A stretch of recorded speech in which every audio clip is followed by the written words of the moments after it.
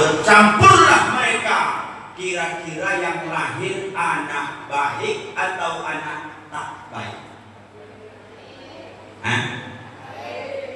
Sepakat dulu jawabnya, biar berhasil maulid kita ini. Karena ini tugas masing-masing nih. Yang berpengaruh kira-kira lahannya apa bibitnya? Kata Bapak, lahannya Pak Ustaz. Kira-kira begitu ya Pak. Yang berpengaruh Bapak Ibu, lahan apa bibit? Kata Ibu, bibit. Kata Bapak, lahan. Gak seperti ini Bang Imam nampaknya ini. Tahu gak Bapak Ibu, ada namanya bibit sawit. Orang Rohul banyak punya sawit saya tengok. Pernah gak dengar ada bibit sawit dari dalu-dalu Marihat? Pernah. Bagi yang suka punya kebun sawit, nanam sawit, minimal pernah dia dengar bibit Marihat ini adalah bibit unggul. Berapa Pak Ustaz umur masih dalam bibit? 150.000 sepokok. Sempat baru ditanam, dimakan kijang ataupun dimakan babi, stres, mikirkan 150.000, habis sekejap. Maka saya belilah bibit Marihat ini satu pokok dari dalu-dalu. Berapa saya bayar? 150.000. Saya kan Bapak Ibu tinggal sampai sekarang masih depan kantor camat. Depan rumah itu segmenisasi, belakang rumah itu juga segmenisasi. Bibit dari Marihat unggul 150.000 saya bawa ke depan kantor camat. Kemudian saya korek-korek sedikit di depan rumah itu. Kutanamlah di atas semenisasi itu bibit yang dari Marihat ini. Kira-kira ini bibit unggul, tumbuh subur atau kering bahkan mati? Cerdasnya kalian tengok. Udah mulai cerdas nampaknya itu nih. Saya pergi pulang kampung ke Padang Lawas. Tiba-tiba di pinggir jalan saya nampak di dalu-dalu, di pinggir sungai Sosan. Banyak di situ bibit-bibit sawit, entah dari mana tak jelas. Ambil gratis, tak usah bayar. Turun saya dari mobil Bapak Ibu, ambillah satu, cabut. Sampai aku di Padang Lawas, maka kutanya Oma, ya, di manalah kiranya pekarangan rumah kita ini tanahnya yang paling subur? Ditunjuk omaku, sebelah sanalah kau tanam nak. Karena di situ tempat bekas bakaran sampah, tapi sekarang itu sudah mengendap, tanahnya hitam, pupuknya subur, disitulah kau tanam. Ini mah bibitnya dari pinggir sungai Sosa dalu-dalu ini. Sembarang ini nggak jelas nih, tak jantan tak betina ini nggak tahu juga saya ini mah. Tanam aja lah kata mama. Sebulan aku tak pulang, begitu pulang ku tengok hijau. Setahun kemudian di video call mama, alhamdulillah betina rupanya sawit yang kau tanam sudah mulai nampak. Ku tengok ini sabutnya keluar ke atas kata oma. Sejauh ini Bapak Ibu, pengaruh kira-kira lahan atau bibit? Lebih cerdas berarti ya. Yang pengaruh ke anak ini kira-kira lahan apa bibit? Lahan. Bapak kira-kira sampai sekarang ada nggak Bapak punya anak yang susah dibilangin? Diajak ke masjid lari, disuruh lari dia ke masjid, bertentangan dengan pikiran aturan yang Bapak inginkan. Kira-kira kutanya Bapak, jawab jujur, ada nggak Bapak menyesal gara-gara salah pilih lahan? Jangan ketawa kalian dulu, serius ini. Ada nggak Bapak sampai sekarang merasa dalam hati, ya Allah, kalaulah aku masih belajar dulu dengan ceramah Pak Rangkuti ini, aku sampai sekarang tak mungkin salah pilih lahan. Tapi apa daya upaya, ini sudah terlanjur. Anak-anak sudah SMA, anak-anak sudah SMP, anak-anak sudah kuliah. Maka lahan yang tadinya gersang ditandai dengan istri yang tak taat kepada Allah. Sekalipun benihnya itu unggul, lahir dari ayah yang soleh, tapi kalau lahannya batu cadas, batu napal, maka tetaplah dia tumbuh dengan gersang. Sekali lagi, yang ikut anak ini ke oma sifat atau ke ayah? Ke oma. Makanya lagu kalian selalu begitu. Apa hadis Nabi? Madrasatul ula. Kalian sebagai ibu, kalianlah guru pertama untuk anak-anakmu. Menyanyi kalian dulu sebentar. Ummi, engkaulah wanita yang mulia, derajatmu 3 tingkat dibanding ayah. Kau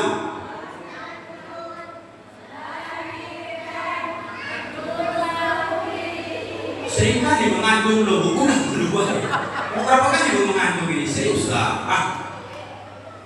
Kau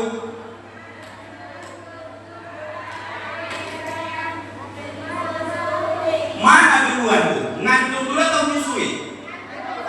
Ngandung dulu, baru dilahirkan, baru susui.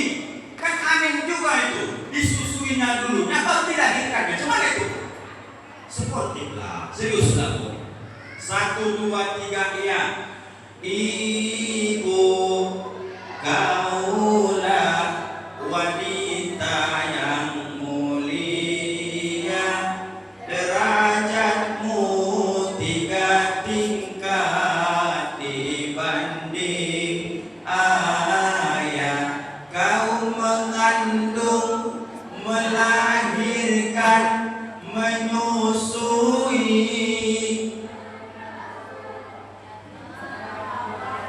Oh Tuhan, bagaimana ini? Pantaslah anak-anak kita disusah diatur sekarang. Tugas ibu pun tak tahu ibu, itu maksud saya. Kau mengandung, melahirkan, menyusui, merawat, membesarkan putra putrimu ibu. Allah Tuhanku, Tuhan, pantaslah begini hasilnya sekarang. Karena ibu nggak tahu tugas ibu. Saya tanya, ibu pengen nggak dapat anak-anak macam yang tampil seperti ngaji tadi? Semua pengen ibu. Sekalipun ayah omahnya tak pandai ngaji, tapi cita-citanya anaknya harus pandai ngaji. Ayah omah maaf ada yang tidak tamat sekolah, tapi anak-anak pengen supaya sarjana, betul? Maka ibu semenjak mulai cerita tadi, kau mengandung, apa tugasmu? Tidak usah melahirkan dulu, mengandung dulu cerita. Kau mengandung, apa tugasmu? Belum merawat dulu. Kau mengandung, baca Qurannya ya bu. Ketika 120 hari, 40 hari pertama kandunganmu itu menjadi segumpal darah. 40 hari kedua kandunganmu menjadi segumpal daging. 40 hari ketiga maka daging itu dibentuk oleh tulang. 40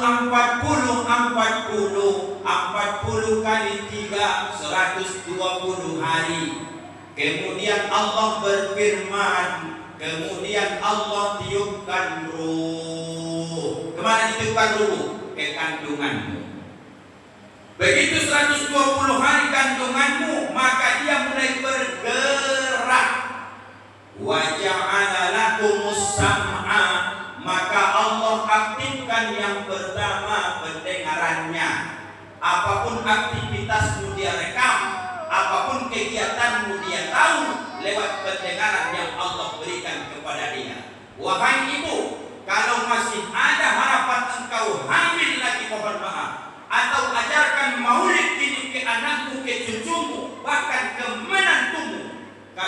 sudah usia kandungan 120 hari, elok-elok awak bercakap karena anak sudah dengar. Pak Ustaz, aku sudah hamil 5 bulan ini. Iya, orang tua di kampung dulu memantangkan, kalau berangkat kalian ke ladang ke sawah, nanti melintas ular kobra, melintas ular sawah, jangan dibunuh. Apa sebab? Orang tua tahu beradat, karena membunuh kelakuan yang tak elok, takutnya nanti anak kena sampu ataupun kena bala. Paham tak itu? Di agama macam mana Pak Ustaz? Orang tua biarpun tak paham agama, karena mereka paham adat istiadat, maka mencarilah ibu satu tradisi bagi kita. Minimal agamanya ambil. Kalau anakmu 120 hari, pendengarannya sudah aktif, mulailah kau bentuk apa yang kau inginkan, cita-cita dengan anakmu. Mulai 120 hari, apa yang sering kau bisikkan dia dengar, seperti itulah anakmu besok. Bapak Ibu yang dimuliakan Allah, lagu dangdut kau perdengarkan, maka jadi artis dia besok ketika lahir. Solawat kau dengarkan, lahir nanti jadi ahli solawat insya Allah. Al-Quran kau dengarkan, maka dia akan lahir cinta dengan Al-Quran. Menggosip kau ajarkan, lahir besok juga akan lebih berprestasi dari omamnya yang sekarang. Alhamdulillah. Jadi jangan salahkan anak sekarang. 5 kali aku lahirkan, 1 pun tak ada harapan mama itu yang menolong saya di hari tua nanti.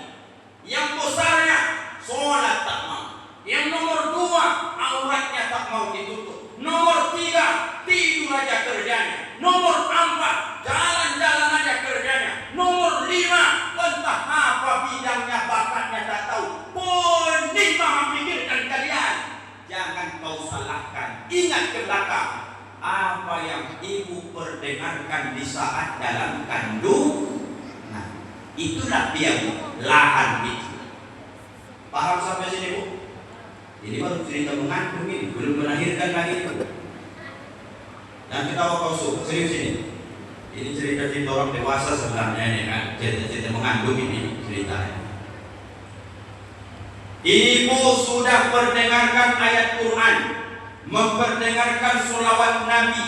Sering ibu waktu hamil mohon maaf baca Quran dengan harapan anak yang dalam kandungan penghafal Quran, ahli sholawat, pecinta Nabi, ahli ibadah. Maka bolak-balik ibu berdoa, maka tugas bapak minta tolong saya.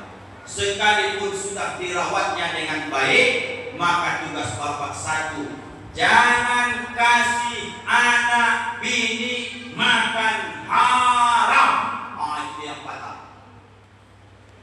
Sekalipun lahannya subur, anaknya sudah diasuh, dididik dalam kandungan, tapi kalau ayahnya masih bawa duit yang haram, maka program gagal. Sekalipun omaknya sudah paham agama, taat agama, tapi kalau ayahnya masih duit haram dibawa ke rumah, nanti anak-anaknya, bahasa kami Medan, jadi bebal, payah nangkap, payah diatur, susah diurus. Apa sebab?